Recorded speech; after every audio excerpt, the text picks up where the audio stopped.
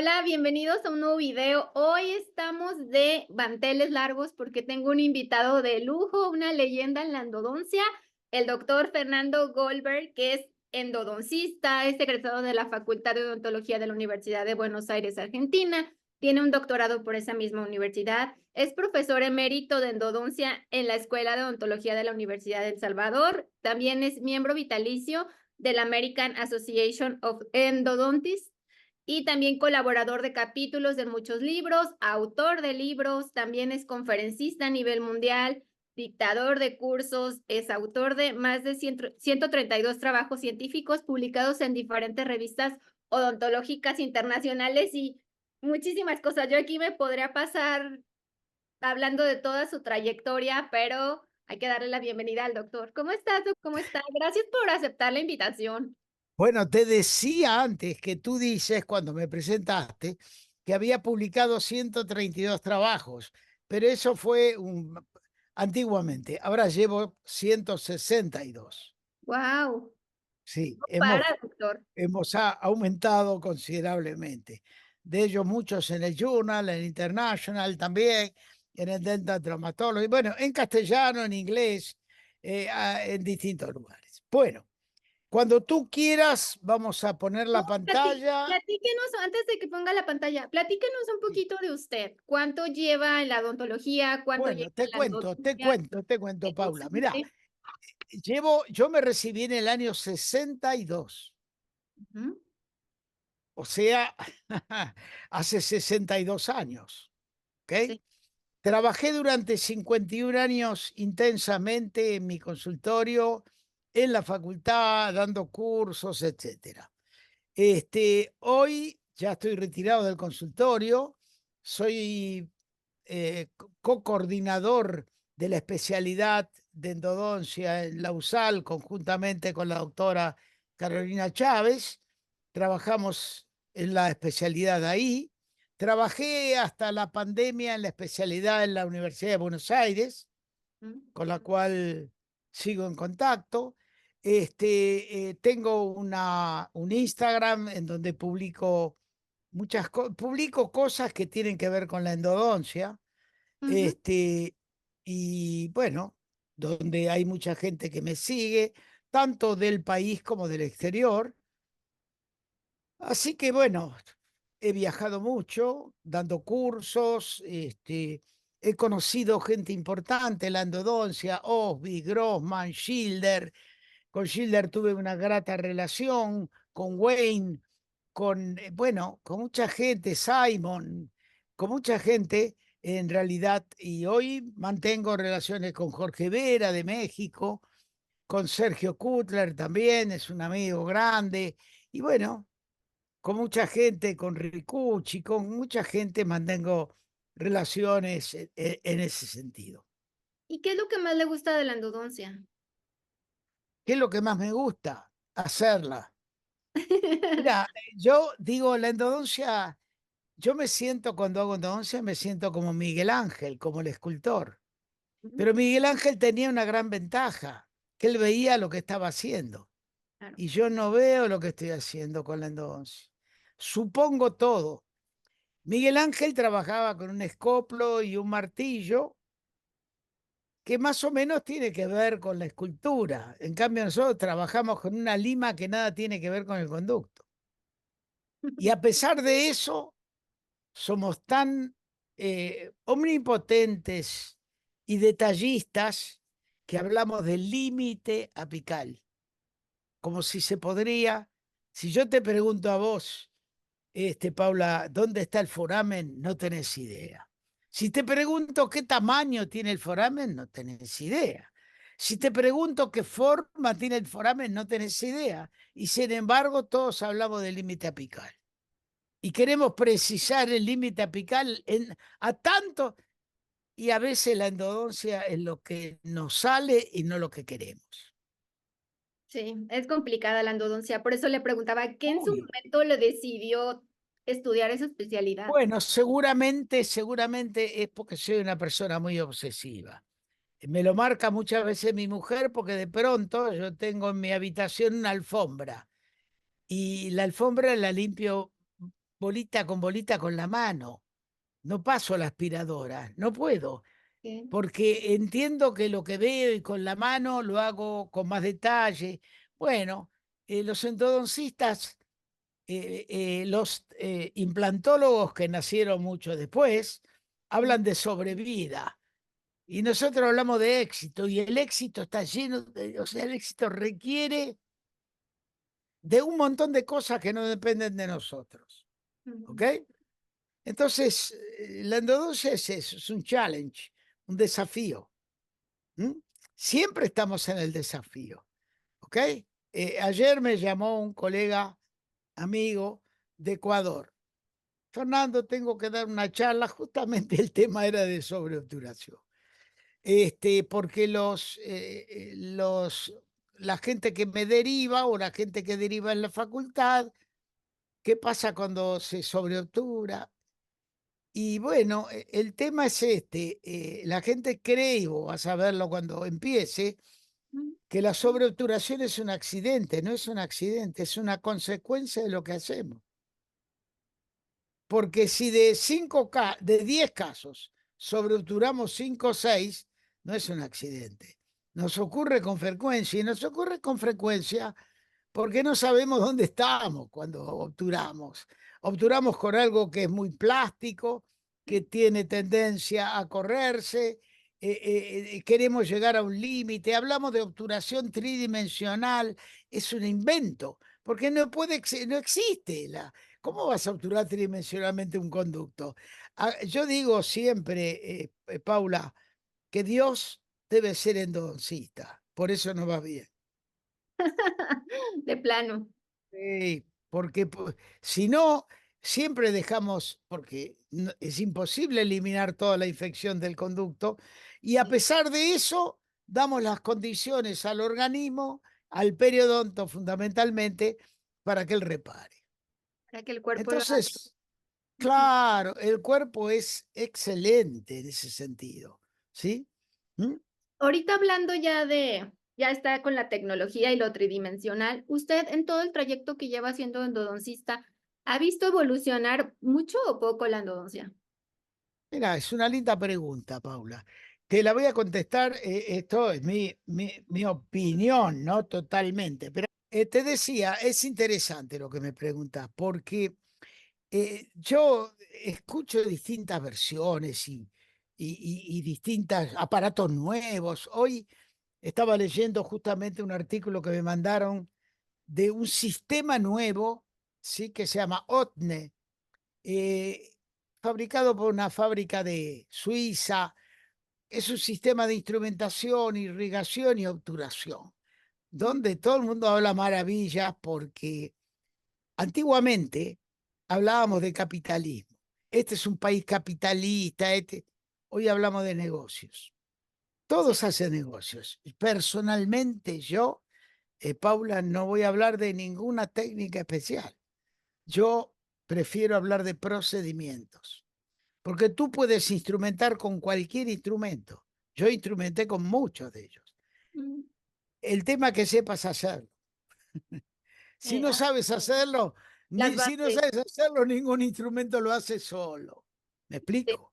sí, sí. Entonces, el tema, la discusión parte desde este lugar. A ver, suponte Schilder o Grossman tuvieron un 80-85% de éxito en endodoncia. ¿Ok? Mm. Hoy tenés una tecnología increíble.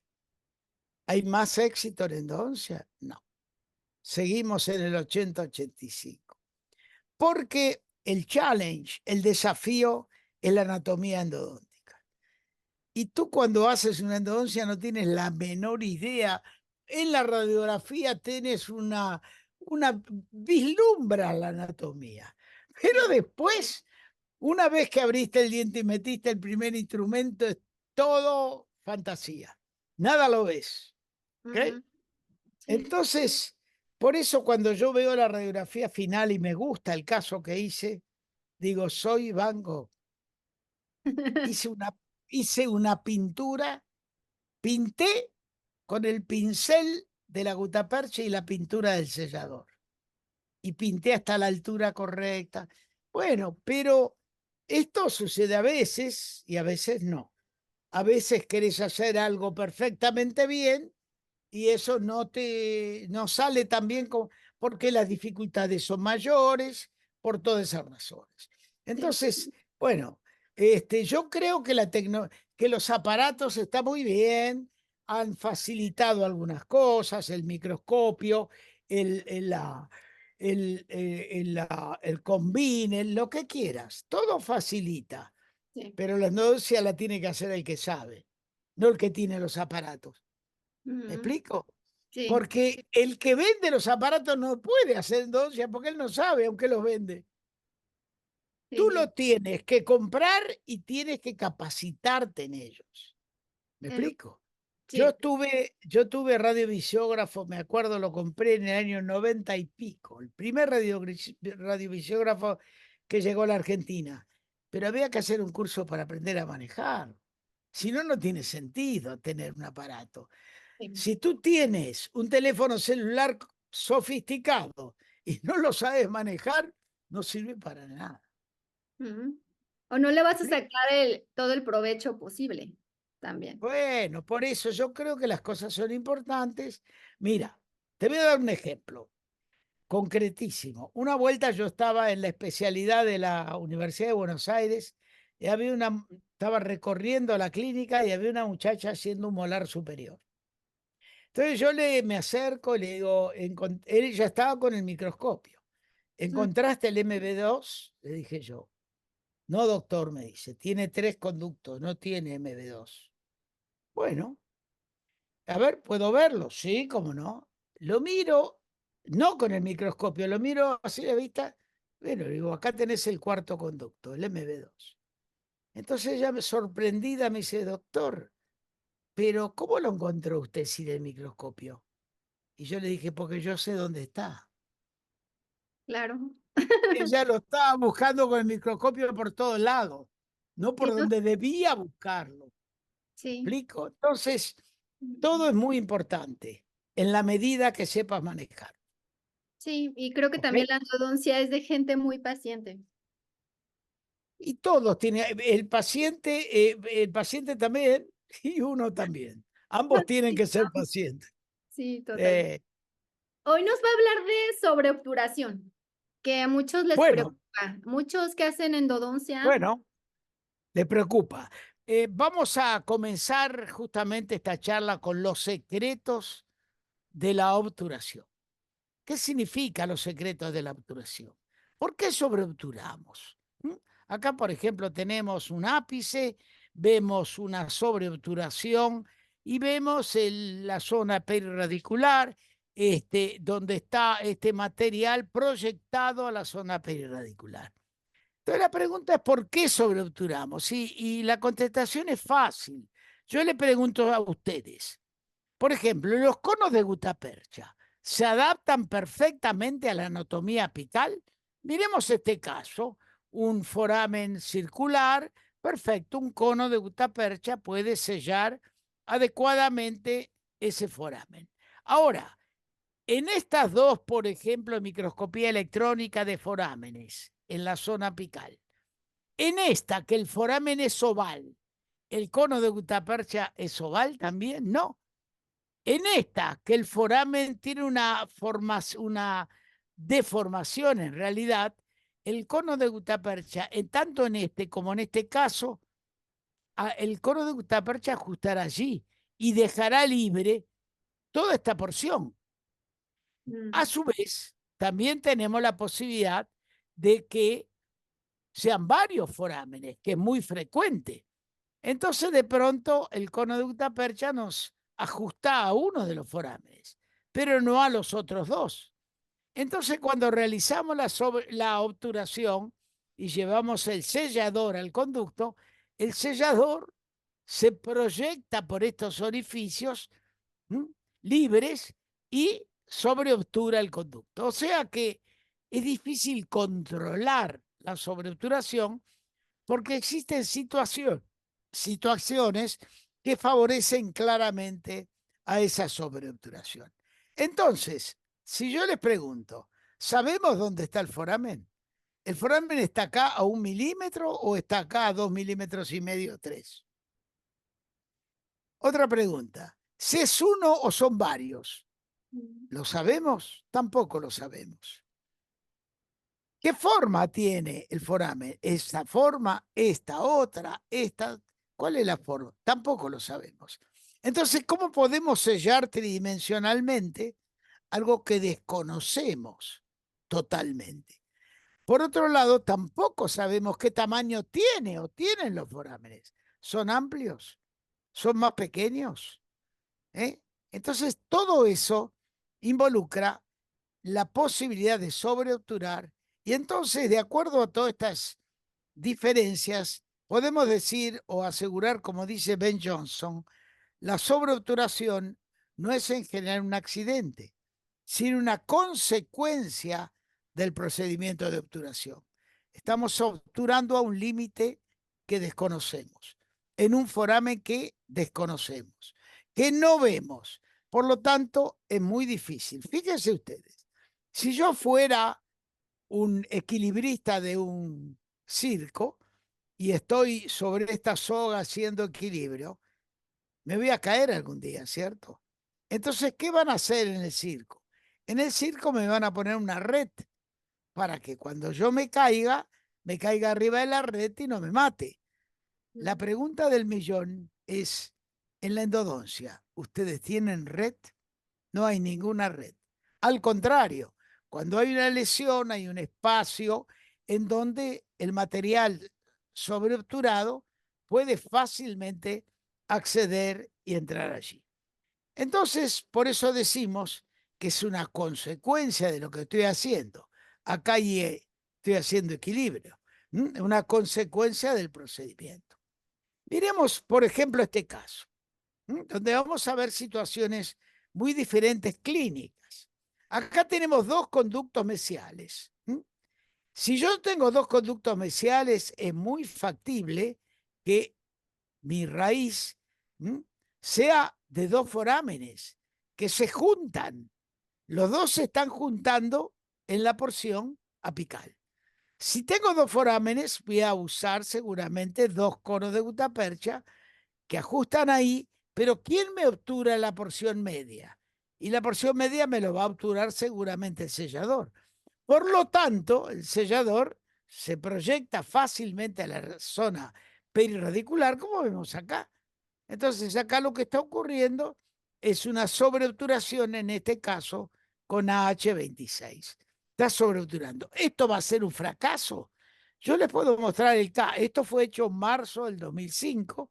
AH26 el sellador. Y acá tienen un control 3 años y 5 meses después, con la reabsorción del sellador, inclusive, y con la reparación perfecta de la lesión, que inclusive tomaba la furcación de esa pieza. ¿Ok? Entonces ven ustedes acá, por ejemplo, que la sobreobturación no ha condicionado el éxito del tratamiento. Miremos este otro caso. Vamos a ver varios casos clínicos. Este es un incisivo central superior que sufrió un traumatismo. Acá vemos el cambio de color, que sufrió una reabsorción apical importante, como podemos ver en esta histología, que esta no es una histología de este caso, pero para mostrarles cómo de pronto hay una reabsorción y el foramen está amplio. Bien, ahí se tomó la sensibilidad negativa, o sea que la pulpa estaba necrótica, por lo cual se decidió hacer el tratamiento endodóntico. Ustedes pueden ver, además de la reabsorción, la presencia de una imagen radiolúcida importante cubriendo este incisivo. Muy bien, acá como tenemos un límite apical muy indeciso, utilizamos un localizador apical para ubicar el límite apical y realizamos la obturación. Abril del 95, otro sellador, Diaket, también, esto es una epoxirresina, y vemos una ligera sobreobturación que yo no quise, pero se produjo. ¿Por qué? Porque no tengo un buen stop apical. Entonces se produjo esa obturación. ¿Esto funcionará o no funcionará? Vamos a ver. Ustedes tienen acá la lesión, que es muy importante, radiolúcida, Estoy hablando de abril del 95, cuando se hizo el tratamiento, y ahora tenemos un control posoperatorio 17 años y 6 meses después.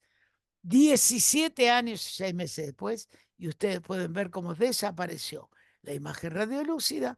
El material de obturación todavía persiste, pero no impidió la formación del hueso y la reparación.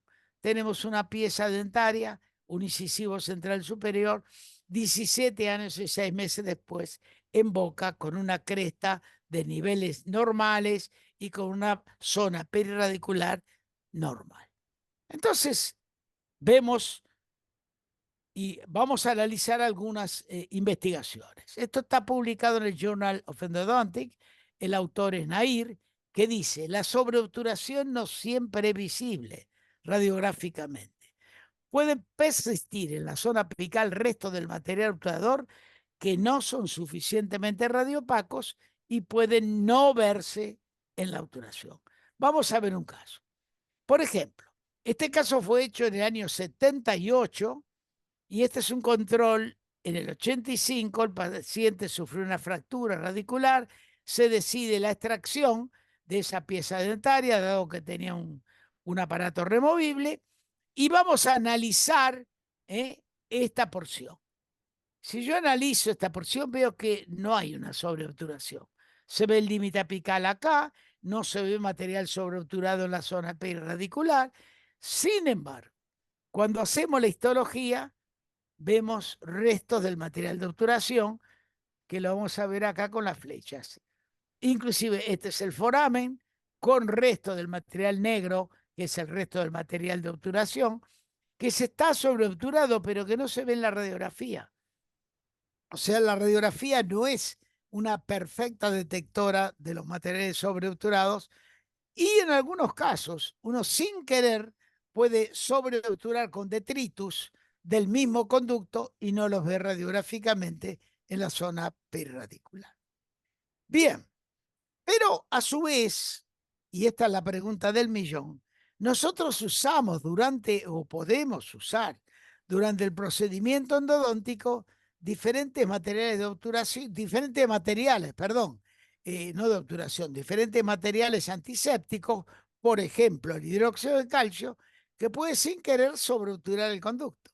Fíjense ustedes este trabajo publicado en el Journal American Dental Association del año 2020, donde dice la espada de doble filo del hidróxido de calcio en endodoncia. Espada de doble filo. ¿Qué quiere decir eso? En muchas ocasiones se produce la extrusión de hidróxido de calcio a la anatomía neurovascular sin querer, accidentalmente, y esto puede producir lo que se llama el síndrome de Nicolau, que es una tumefacción y alteración de la piel del área próxima con necrosis cutánea, intenso dolor y parestesia. ¿Producido por qué? Por la sobreobturación con hidróxido de calcio. Y acá tiene una serie de trabajos, este último del 2024, que acaba de aparecer en el Journal of Endodontics, que habla justamente del síndrome de Nicolau. Entonces, la sobreobturación no solamente es con los materiales, con los selladores o la gutapercha. Puede ser con los distintos materiales que ustedes que están usando o con el mismo detritus que ustedes están intentando eliminar de dentro del conducto radicular. La sobreobturación con selladores puede localizarse en distintos lugares. Acá tenemos una localización apical de este sellador, que es H26, preoperatorio, posoperatorio con la sobreobturación, control 4 años y 3 meses, desapareció la sobreobturación y se curó la patología perirradicular, está absolutamente reparada. Puede ser lateral, esta es apical, esta es lateral. Fíjense ustedes, uno acá no hay ningún stop apical y vía conducto lateral hay una sobreobturación lateral. Un control 12 años y 8 meses después muestra perfectamente la formación de hueso a pesar de la sobreobturación. A pesar de la sobreobturación, se formó hueso que reparó toda la imagen radiolúcida lateral. También la sobreobturación puede ser mixta. Acá tenemos una sobreobturación, acá lateral y acá apical. La lateral permanece, aunque con menor cantidad, y la apical desapareció 14 años y 10 meses después, pero ustedes pueden ver la imagen radiolúcida perirradicular en cada una de las raíces, tanto en el preoperatorio como en el postoperatorio inmediato, y la curación del tejido óseo, la curación periodontal de toda la patología. 14 años y 10 meses después. Entonces, vamos a un trabajo de Siqueira, publicado en International Endodontic Journal 2001, analizando distintos selladores. ¿Qué dice Siqueira? Es altamente improbable que materiales endodónticos actuales sean capaces de mantener una inflamación perirradicular en ausencia de infección endodóntica. O sea, lo que produce la patología en general es la presencia de infección, no la sobreobturación. Lo que pasa es que la presencia de infección no la vemos radiográficamente. Entonces le echamos la culpa a lo que vemos.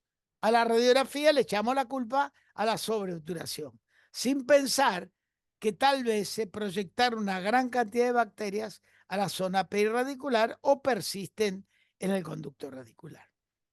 ¿Con qué y cuánto sobreobturé? Es una pregunta. Por ejemplo, obturación con selladores con base de óxido de zineugenol.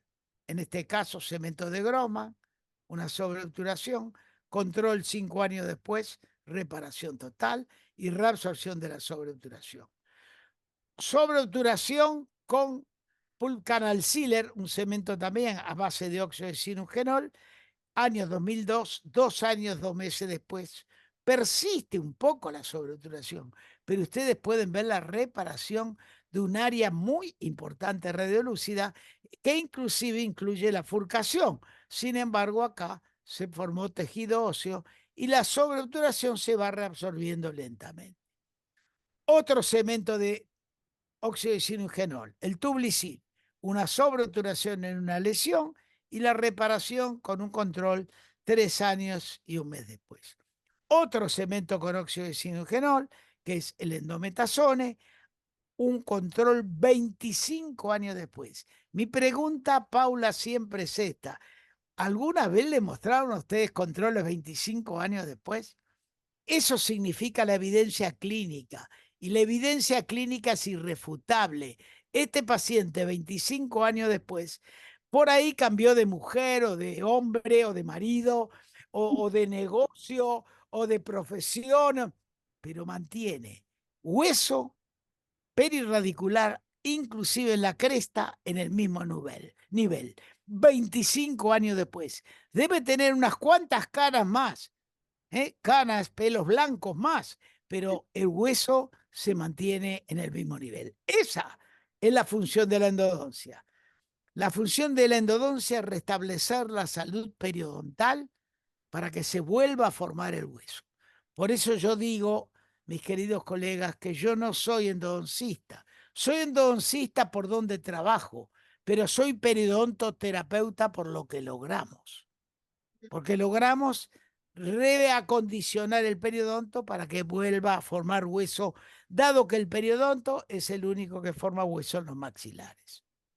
Entonces, selladores con base de óxido de zineugenol, algunos se reabsorben, otros no, o tardan más, pero evidentemente no altera la reparación.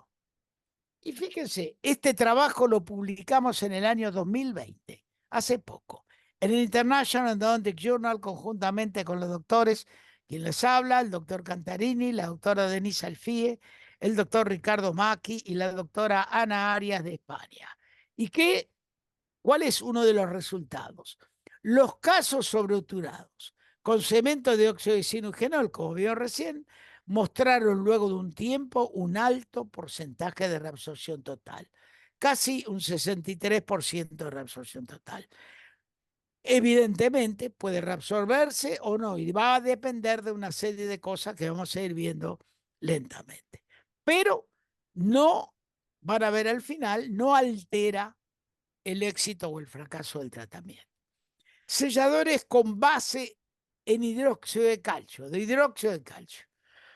El Silapex, el Apexit, el Calcibiotic Root Canal Sealer, distintos tratamientos, con sobreobturaciones, con sobreobturaciones, con sobreobturaciones. De todas formas, a pesar de en algunos casos se reabsorbió, en otros no se reabsorbió totalmente, todavía hay una pequeña cantidad, pero miren ustedes, por ejemplo, la lesión radiolúcida en esta porción y la reparación 3 años y 4 meses después.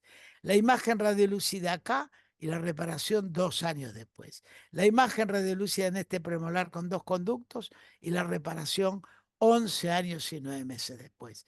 No es magia, es endodoncia. No soy yo, es endodoncia. ¿Claro? Bien. Este trabajo, publicamos un trabajo en el Journal of Endodontics en el año 90, conjuntamente con Nilson Suárez de Brasil, conjuntamente con Yara Suárez, fallecida ya, pobrecita, de Brasil también, el doctor Enrique Mazzone, también fallecido y quien les habla, un trabajo sobre la actividad de los distintos selladores con base de hidróxido de calcio. Selladores con base en resina, H26. Y miremos estos dos casos.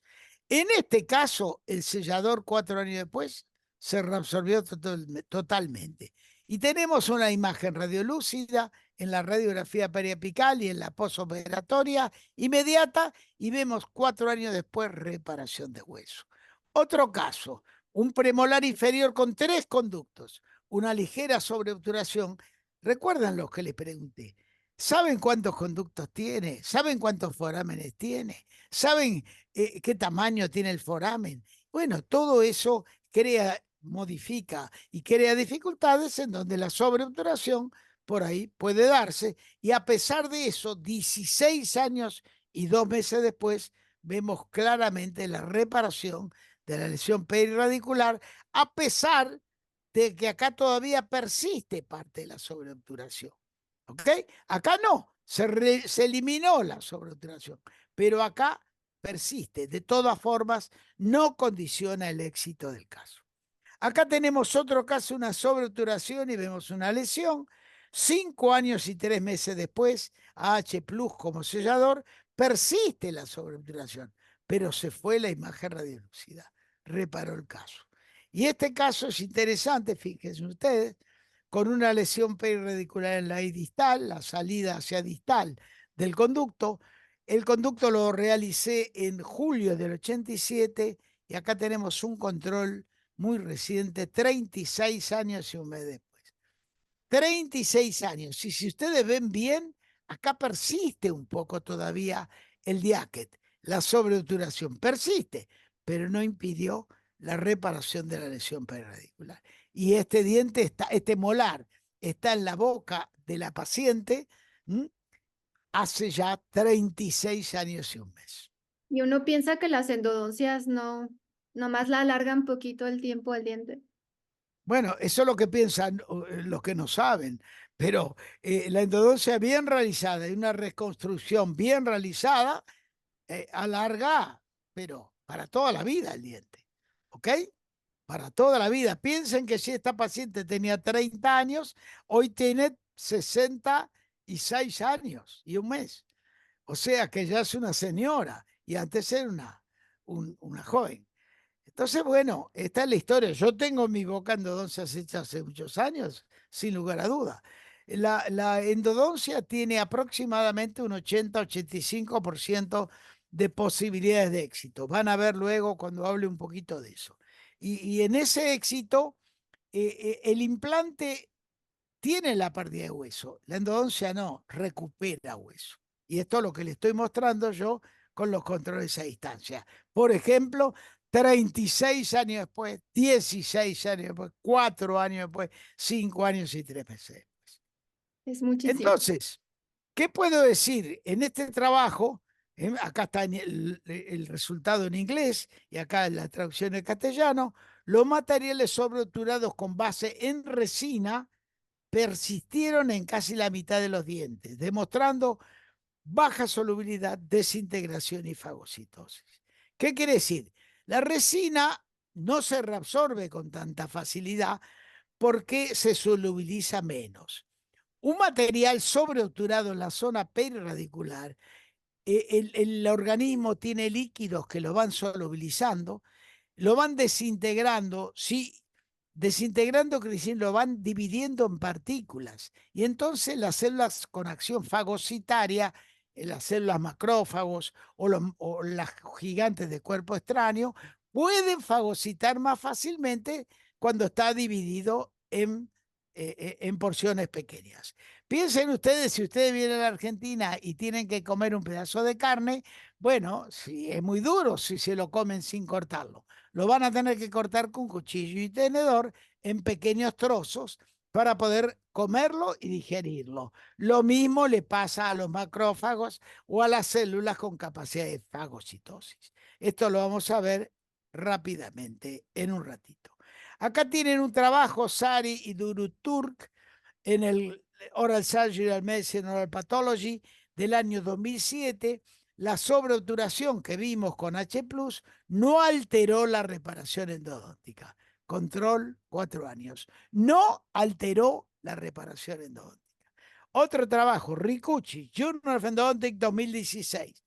Tanto a 2 como a 4 años de control, la persistencia del H+ fue mayor que con el endometazón, el pulcanalcil y el tublicil. Lógicamente, estos son a base de óxido de sinugenol, tiene mayor solubilidad, y esta es una resina, tiene menor solubilidad.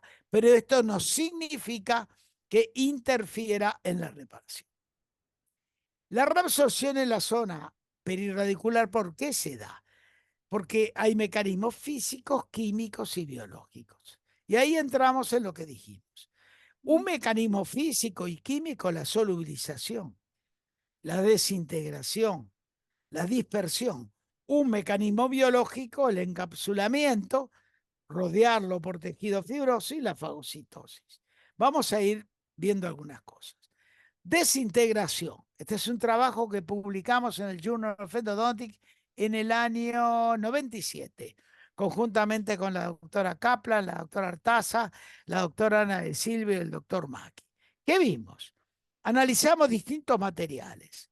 Y miren este material, recién preparado está perfecto. Recién preparado este otro, Tublicil, está perfecto. Pero 45 días en suero fisiológico o en líquidos hace que el material se solubilice y vaya perdiendo estructura. Tal es así que la alteración, voy a tratar de sacar esto a ver si puedo, pero no puedo, la alteración en general es superficial, tanto en el H26 a los 45 días, y entonces el material ya ahora tiene más posibilidad de ser fagocitado en la medida que es desintegrado. Luego puede ser encapsulado. Fíjense, esto es H26, sobreobturado en un ápice de perro, y ustedes pueden ver acá claramente la formación de hueso. El hueso está rodeando. ¿Por qué? Porque el organismo es muy inteligente. No quiere que este material se solubilice e irrite al organismo. Entonces lo pone en la cárcel. Lo cierra con tejido óseo o tejido fibroso para que no tenga demasiada acción sobre el resto del organismo. Lo encapsula. Y acá tenemos parte de tejido fibroso y acá tenemos parte de tejido óseo. Lo cierra ahí, y si lo encapsula va a ser más difícil su reabsorción, porque no van a poder llegar fácilmente los mecanismos físicos, químicos y biológicos para reabsorber este material.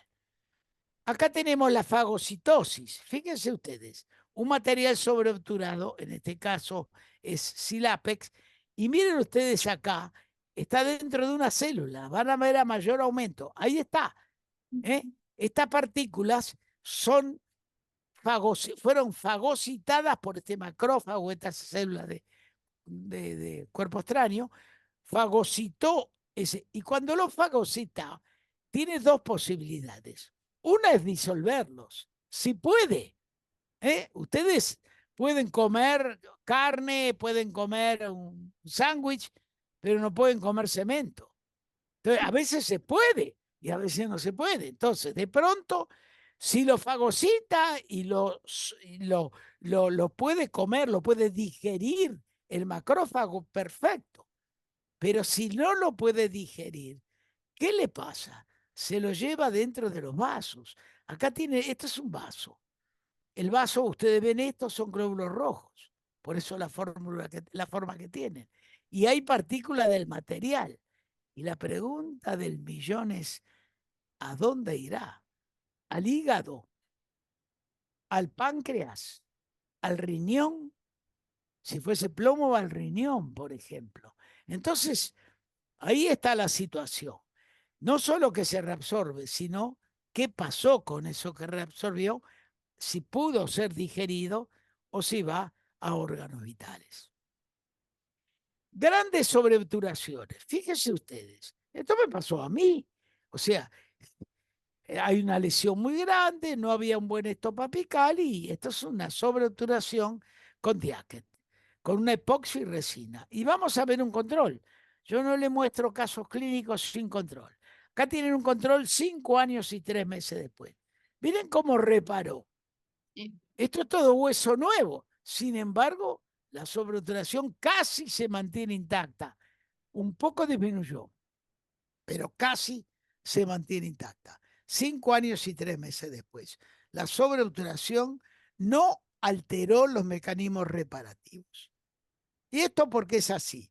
Miren ustedes, si yo llego a mi casa y le digo a mi mujer, tengo una novia mexicana, plaf, me pega un cachetazo. Y yo le digo, no, Lili, fue un chiste, no, es mentira. Y si es mentira, ya no me pega más y la cara se me deshincha y dentro de 4 o 5 días no tengo más la cara hinchada. Pero cuando sucede una infección, eso es por un trauma, pero cuando sucede una infección, hoy hay en ese lugar 1000 bacterias, mañana hay 2000, pasado vienen otras de otro tipo, hay 3000, 5000 y cada vez va aumentando la infección y el organismo al principio puede y después ya no puede. Entonces, con la endodoncia, ¿qué hacemos nosotros? Bajamos la carga bacteriana y el organismo dice, ahora me tranquilizaron, ahora puedo, y el periodonto vuelve a recuperarse y a formar tejidos.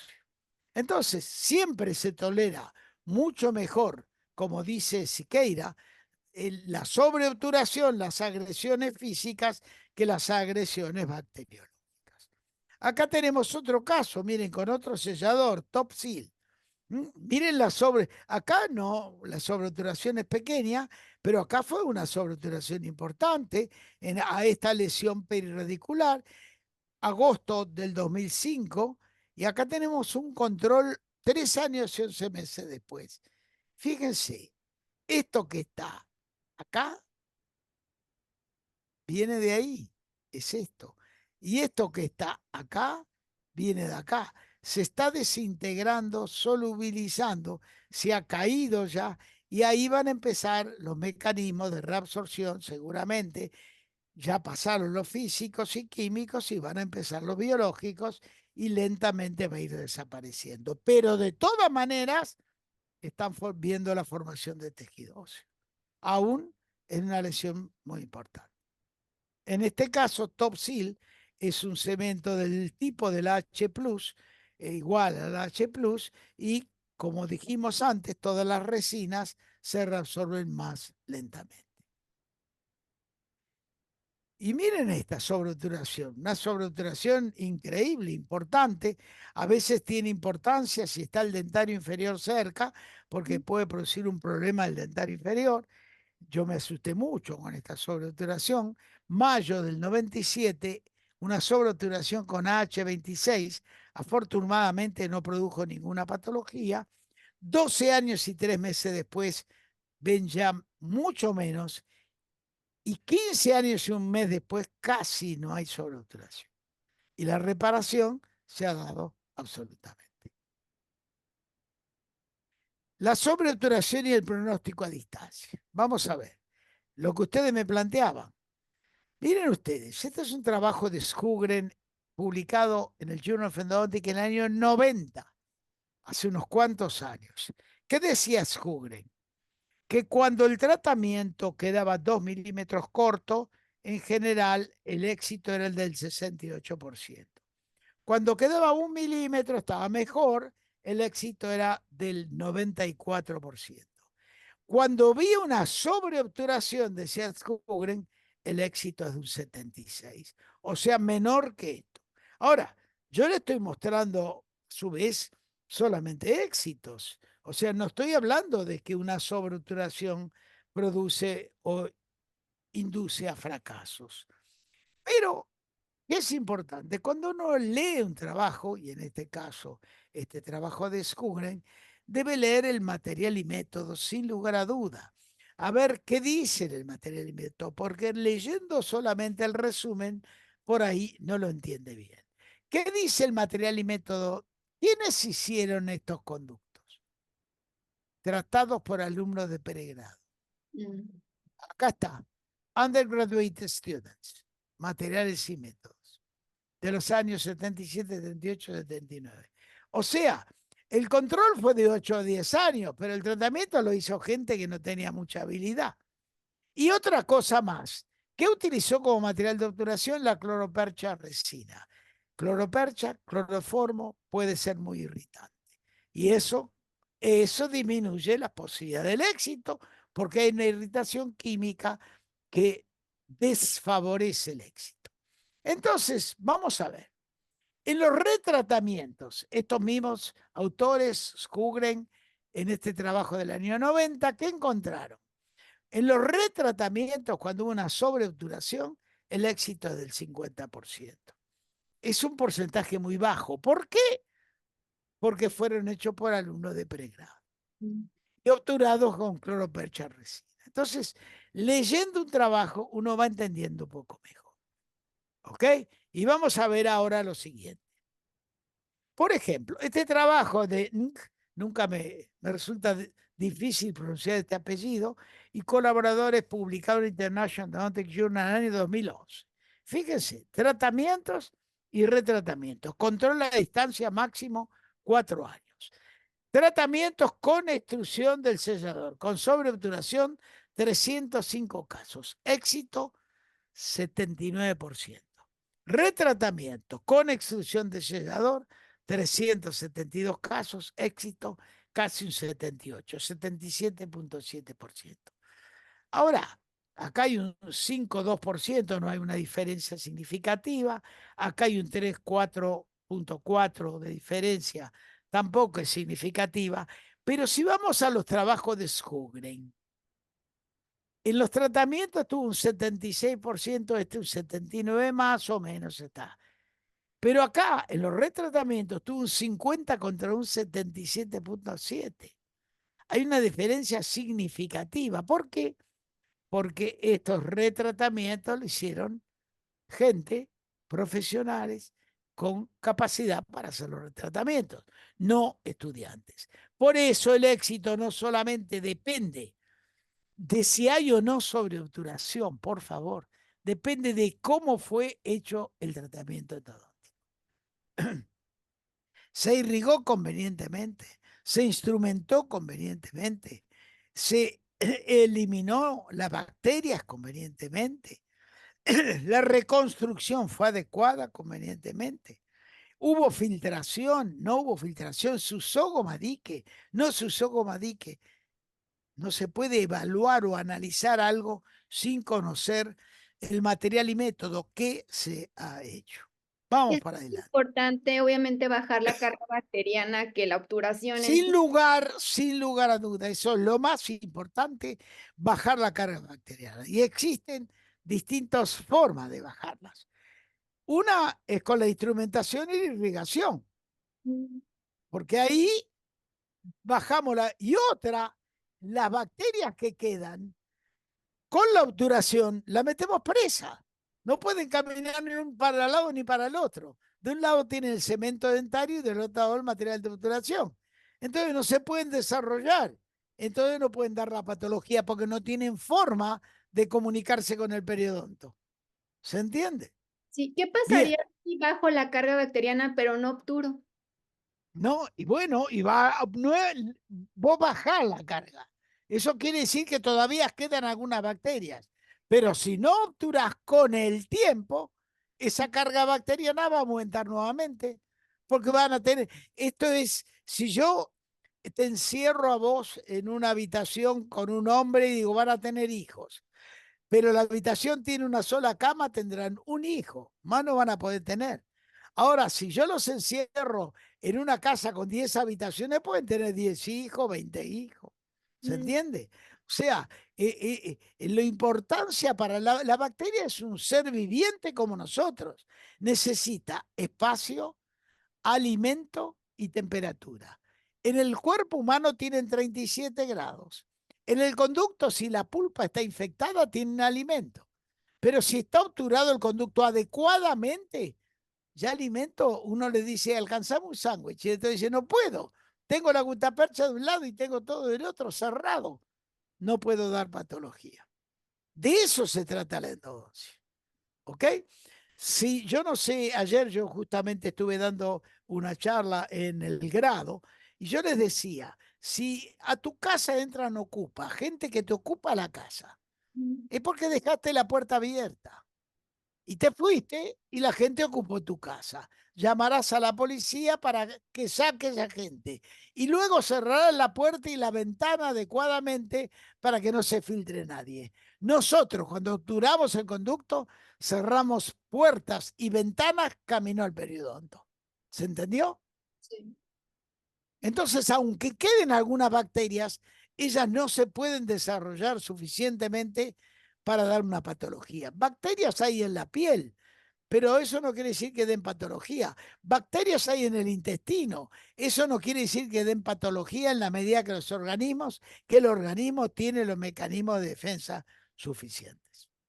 Mm, Bueno, este trabajo es un trabajo realizado con 220 casos sobreobturados con control radiográfico mínimo de 2 años, algunos les he mostrado, que publicamos en International Endodontic Journal con este. ¿Y cuál es el resultado de esto? Fíjense, tratamientos 143 casos, controles a 2 años, éxitos 91,6%. ¿Recuerdan? Sugren tenía 76, Enck tenía 79. Nosotros estamos en 91, haciendo la endodoncia adecuadamente por especialistas. mm, Retratamientos, total 77 casos, 81,8% de éxitos. Sugren 50%. Inc.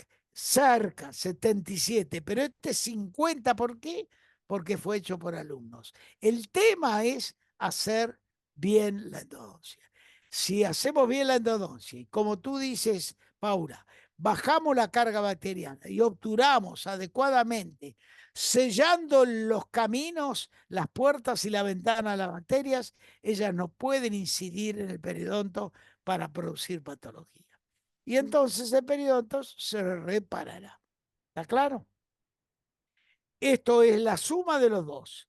Total 220 casos controlados a más de 2 años. Éxitos en la suma de tratamiento y retratamiento, 194, éxito 88,2.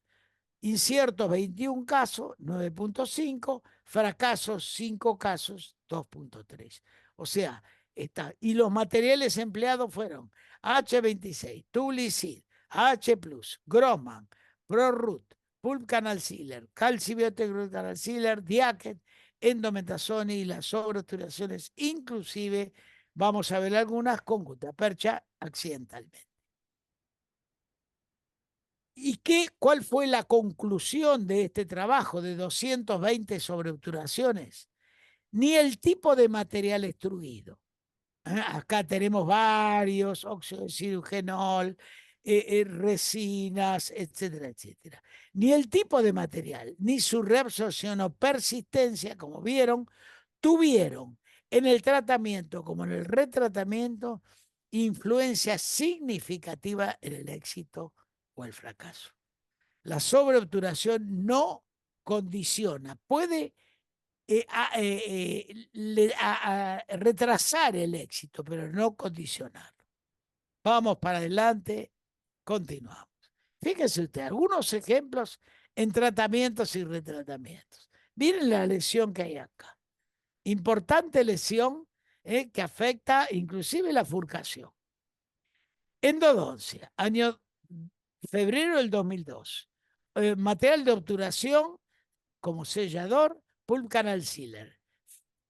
Acá, control, 2 años y 2 meses después. Miren el hueso. A pesar de la sobreobturación todavía, el hueso ya se formó y reparó la lesión. ¿Ok? Pero una importante pérdida de hueso y una importante reconstrucción. ¿Esto es magia?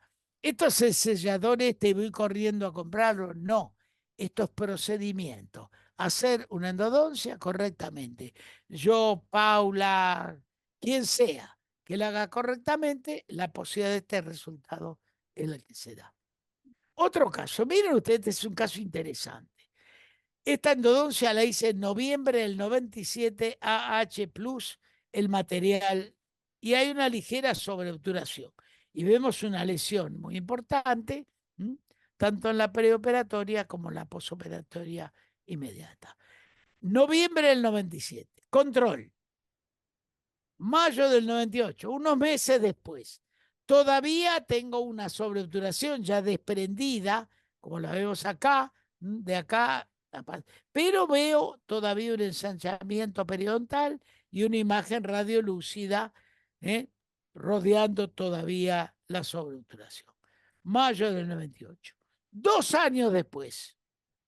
Bien, veo la desintegración del sellador que va siendo fagocitado, ya veo que se está formando una cortical, a pesar de que todavía existe un área radiolúcida lateral a esa obturación. 7 años y 7 meses después. Excelente. Hueso. No hay más sobreobturación y tenemos el hueso formado claramente en toda esta zona de la patología. 11 años y 2 meses después, el mismo caso, mantenida la reparación, ya con la reconstrucción, etc. A pesar de la sobreobturación.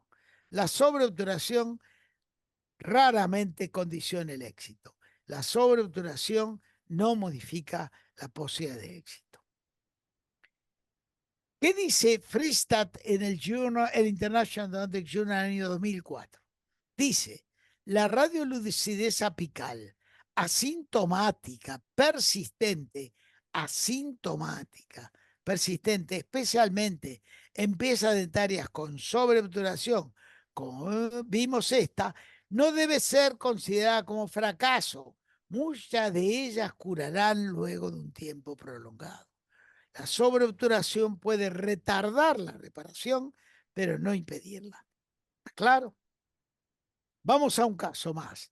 Un retratamiento. Aquellos eran tratamientos. Este es un retratamiento, una endodoncia deficiente. Claro, acá no bajaron la carga bacteriana ni con la obturación encarcelaron las bacterias. Dejaron camino vía apical o vía lateral a las bacterias al periodonto y mantuvo esta imagen radiolúcida.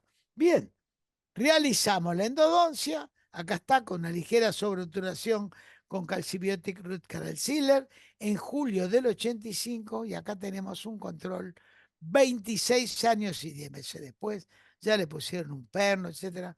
Yo no hacía las reconstrucciones, eso lo hacía el colega que me derivaba la endodoncia, pero podemos ver acá la formación de hueso perfectamente bien, aún con la reabsorción de la sobreobturación. Bien, acá tenemos otro caso. Acá tenemos una endodoncia, aunque llega bien al límite apical, es deficiente en cuanto a la limpieza y a la obturación. Es una endodoncia flojita. Y acá tenemos una lesión lateralizada, evidentemente porque esta endodoncia no ocupa adecuadamente el espacio, no fue instrumentado ni ocupado el espacio por la obturación. Muy bien, acá tenemos la lesión lateral. Rehacemos la obturación, la endodoncia en agosto del 90, Fíjense, la instrumentación mayor, la salida lateral, y hay una ligera sobreobturación porque en el retratamiento se da con más frecuencia, sin querer, en agosto del 90 con Diaquet. 10 años después, la zona radiolúcida ya desapareció y se está reabsorbiendo el material. 10 años después, digo, 19 años y 7 meses después. Hueso. Reabsorción del material y hueso. A pesar del día, que el tiempo. No hay sintomatología y la situación radiográficamente mejora. Con persistencia de la sobreobturación, miren este caso, una endodoncia deficiente, corta, que no limpió adecuadamente la zona apical que sale hacia el foramen, mantuvo entonces una lesión. Realizamos el retratamiento en julio del 94. Podemos acceder al límite apical, inclusive a un conducto lateral, H26 como sellador, y acá tenemos un control 2 años después y se ve claramente la formación de hueso a pesar de la persistencia de la sobreobturación. La sobreobturación no modificó la capacidad de reparación. Otro caso, con persistencia sobre obturación, 17 años y 4 meses después, persiste la sobreobturación, pero la lesión, la imagen radiolúcida, desapareció totalmente y se transformó en tejido óseo. ¿Ok? Se reparó. 17 años después, aún con la persistencia de la sobreobturación. Fíjese este caso. Vemos una imagen radiolúcida todavía, 8 años y 7 meses después, pero asintomática, no hay dolor. Podrá ser, ha disminuido el tamaño de la lesión, podrá ser tejido fibroso, eso, una posibilidad. Vemos otro caso, fíjense ustedes, el tamaño de la lesión y ven ahora una pequeña imagen radiolúcida 7 años y 2 meses después. Y si ustedes recuerdan entonces,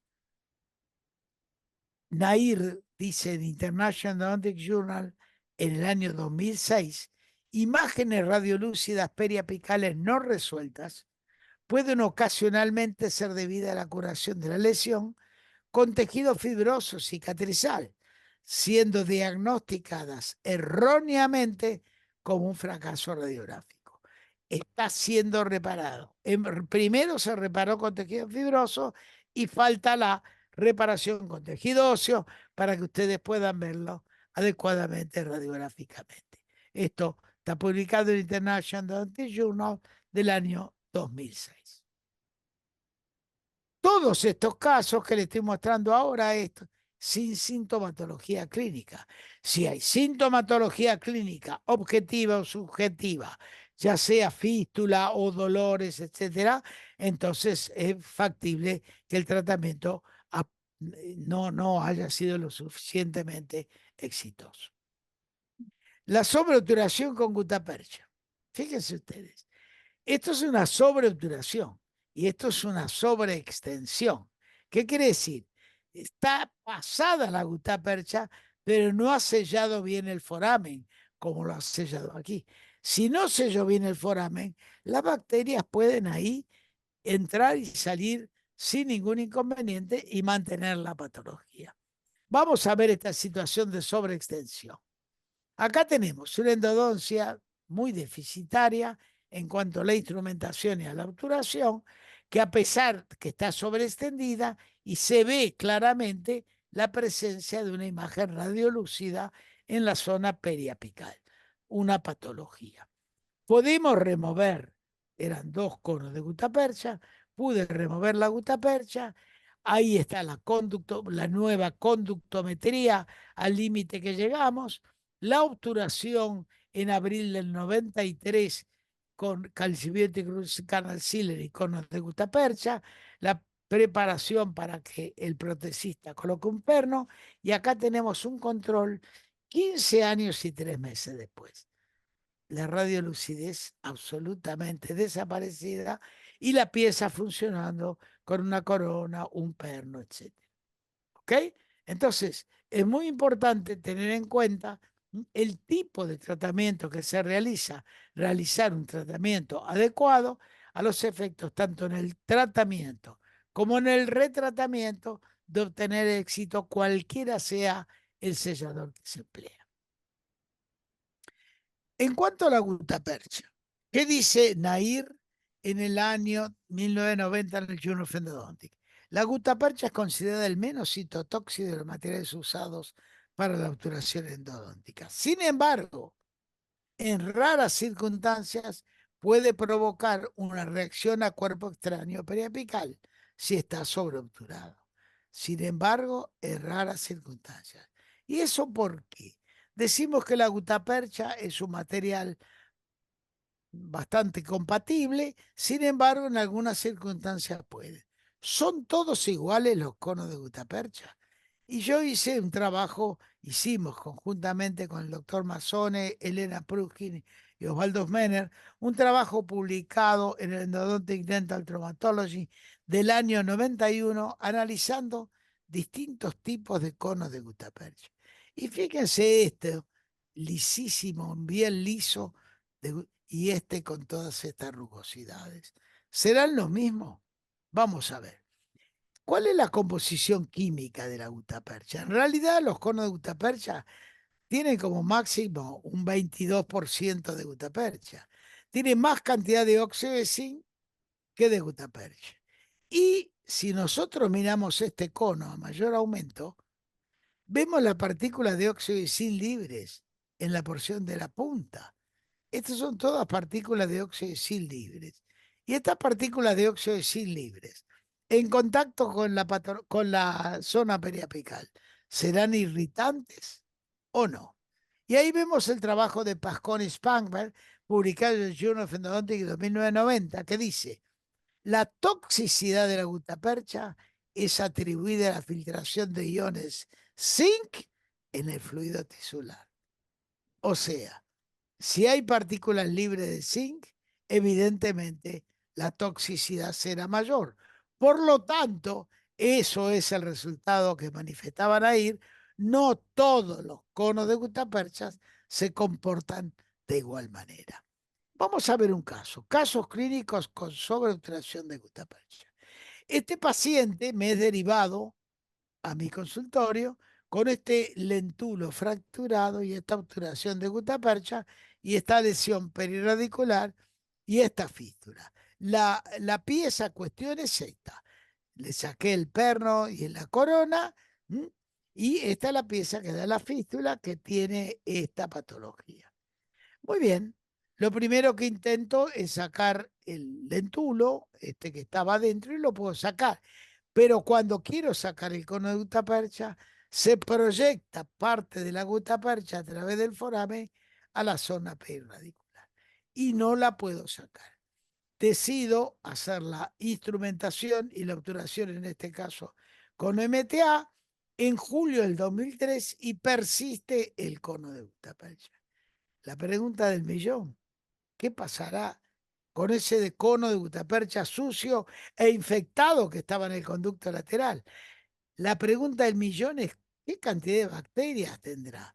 Porque el cono de gutapercha per se puede no ser irritante, pero si tiene una cantidad de bacterias importantes, podrá ser irritante. Y acá tenemos un control 2 años y 6 meses después. Formación de hueso. Desaparición de la lesión, a pesar de la sobreobturación de gutapercha. Y para certificar esto, vamos a ver otros casos más. Miren este caso. Este paciente tenía 28 años, vino a mi consultorio, me cuenta que tuvo un trauma a los 8, que le hicieron el tratamiento endodóntico este a los 10 años y ahora está con esta imagen radiolúcida y me lo manda el colega para que le rehaga el tratamiento endodóntico. Pero evidentemente veo acá que no hay un buen stop apical. Entonces le digo al paciente, mire, es muy factible que necesitemos luego hacer una cirugía porque la gutapercha que yo intente remover del conducto se va a ir para la zona periapical y entonces es muy factible la necesidad de hacer una cirugía periapical posterior. El paciente está de acuerdo Y cuando empiezo a remover la gutapercha, ustedes pueden ver la cantidad de gutapercha que se va a la zona perirradicular. Decido obturar el conducto, en este caso con ProRoot, con MTA, y dejo la sobreobturación para la cirugía. Combino, eso fue en diciembre del 2002, combino con el paciente para hacer la cirugía y el paciente, como no tiene ningún dolor, no viene. Y viene para hacerse otro tratamiento 6 años y 3 meses después. Tomo una radiografía y ¿qué veo? Que la lesión desapareció casi por completo. La sobreobturación es mucho menor. El paciente no tiene ninguna sensibilidad, ya tiene el perno. Yo le digo, mire, esto me sorprende, pero vamos a esperar. Esperamos. El paciente me viene a ver recién 10 años y 2 meses después. ¿Dónde está la gutapercha? ¿Dónde está la lesión perirradicular? Reparó la lesión perirradicular y se reabsorbió casi totalmente la gutapercha. 10 años y 2 meses después. A pesar de una sobreobturación con gutapercha chancha y sucia de un conductor radicular que seguramente tenía bacterias. Entonces, resumiendo para cerrar esta sesión, ¿deseo la sobreobturación? No, no la deseo. Pero sobreobturo con frecuencia y sí, me pasa, me pasa. ¿La sobreobturación es causa de fracaso? No. La sobreobturación con el mismo material se reabsorbe con igual velocidad. Les he mostrado que no. La sobreobturación retarda la reparación, es posible, pero no la impide. Esto resume lo que yo quería decirles y cierro el telón y quedo a disposición de ustedes. Muchas gracias por el tiempo que han compartido conmigo. No, gracias a ti, doctor. Yo tengo una duda final antes de que nos despidamos. Bueno, La gutapercha líquida, ¿esa es más segura para evitar la sobreobturación? no, porque, a ver, líquida, ¿por qué? Porque le pusiste algo. ¿Qué le pusiste? La que se calienta en una pistola. Bueno, eso no es líquida, es gutapercha termoplastizada. Mm. ¿Mm? Que es la del sistema ultrafil, la del sistema Obtura. Bueno, hay distintos sistemas que tienen esa gutapercha. No, lo que pasa es que la sobreobturación con esa gutapercha tiende a ser mayor por la Ah, fluidez que tiene. ¿Mm? Ese yo lo he utilizado mucho de estos tipos de sistemas y son muy útiles, por ejemplo, en reabsorciones internas, en anatomías dificultosas. Puede ser útil ese tipo de inyección de gutapercha inyectable o también hoy tenemos distintos tipos de gutapercha termoplastizada. Por ejemplo, la plastizada termomecánicamente, como es el sistema de Gutacondensor. Esa es termoplastizada por la fricción, se calienta la gutapercha y se ablanda. La termoplastizada por calor, que es, por ejemplo, el sistema Obtura y el sistema Ultrafil. Uno con mayor temperatura y otro con menor, como es el sistema Ultrafil, que es de baja temperatura. Y tenemos también la gutapercha que se porta o se lleva con un vástago, como es el Gutacor, como es el Termafil. Son otros sistemas. Entonces, de todas formas, mi preferencia no es sobreobturar, pero cuanto la gutapercha es más fluida, es más posible la sobreobturación. ok. Pues muchas ¿Mm? gracias. Yo agradezco que hayas venido, hayas aceptado la invitación. Yo sé que tienes la agenda Bueno, difícil y para mí es importante y es como algo súper importante tenerte en Odontoblog porque eres una leyenda viviente de la endodoncia. mira, para mí es importante contactarme. Mira, la docencia, te explico lo que sí. Yo dicto muchos cursos de docencia. La docencia debería escribirse SC, docencia, dos para la ciencia. Se necesita del profesor, se necesita del alumno. Si no estuvieran tus alumnos allá o la gente que me va a escuchar, yo no valdría nada. Yo valgo en la medida que los demás me escuchan. Entonces, para mí es un placer haber estado con con la gente, con los docentes, con los colegas y haberles impartido tantos años de práctica. ¿Ok? Tienes muchísima trayectoria. ¿De cuántos años? Y mira, yo trabajé aproximadamente 50 y pico de años, Okey. intensamente. Yo trabajaba de 8 de la mañana a 8 de la noche, intensamente. Yo dejaba a mis hijos en el colegio y me iba a trabajar. Así que hacía unos 10 conductos por día. Tengo en una de las piezas de arriba de mi casa toda la radiografía de los conductos. Hice aproximadamente 30.000 conductos. Guau, eso es mucha endodoncia. Y lo vemos que todo lo documentaste, lo tienes organizado, tus Tengo clínicas. aproximadamente 500 casos con controles clínicos radiográficos a distancia. Siempre decía Ben Johnson, dos personas tienen controles a distancia, Fernando Goldberg y Franklin Wayne. Franklin Wayne, pobre, falleció. Bueno, todavía yo, porque el control a distancia es una evidencia clínica. ¿Qué me vas a decir? Hace 20 años que está y si el paciente mastica con eso y lo usa. Bueno, ojalá está bien, eso es lo importante, la clínica. ¿Ok? Cuando hoy está medio de moda la endodoncia mínimamente invasiva. Y yo me río porque mínimamente invasiva, ¿de qué casos? ¿De un incisivo que sufrió un traumatismo? Ese se va a fracturar porque ya sufrió un traumatismo. O de una pieza que tiene antagonista, que no tiene antagonista, que de una pieza que tiene punto de contacto, que no tiene punto de contacto, que están sobre oclusión, que no están sobre... Entonces, yo te estoy mostrando endodoncia con restauraciones de 36 años después y Sí, todavía están en boca.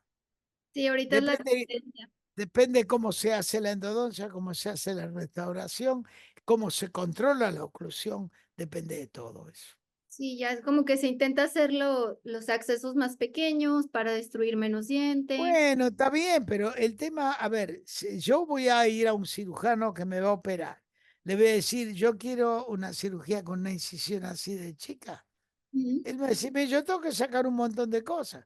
Necesito una incisión muy grande". Entonces, a ver, en la apertura endodóntica depende, suponte vos tenés un paciente, Paula, que tiene que hacerle un segundo molar superior y abre la boca así. No, está imposible. Bueno, ¿por dónde vas a entrar? Vas a entrar por mesial, vas a entrar por donde puedas. Entonces, eh, eh, ¿qué es mínimamente invasivo? Si el paciente cuando ya viene a hacerse la endodoncia, ya tiene una destrucción impresionante. Sí, normal. Entonces, bueno, todo depende, hay una cámara amplia, no. Hay una destrucción, ¿qué van a hacer? Hay un montón de factores que hoy la investigación en ese sentido, creo que muchos de los que hacen investigación tienen una mente muy cerrada y muy exigua, muy pequeña, y no entienden que toda la investigación es útil en la medida que se puede usar en la clínica. Ujú. Si no, si vos hacer una apertura con un agujerito así y no podés entrar en los conductos porque tiene cuatro conductos, cinco, tres, ese premolar inferior con tres conductos, no puede ser una apertura chiquita. Necesito hacer una apertura para acceder bien a esos conductos. Para poder limpiarlos bien y sí, sí, sí. Claro, para hacer un procedimiento adecuado. Y Ujú. también dependerá de tu práctica. Si Sí. tienes más práctica, te podrás arreglar con menos espacio. Si tienes menos práctica, necesitarás un espacio mayor.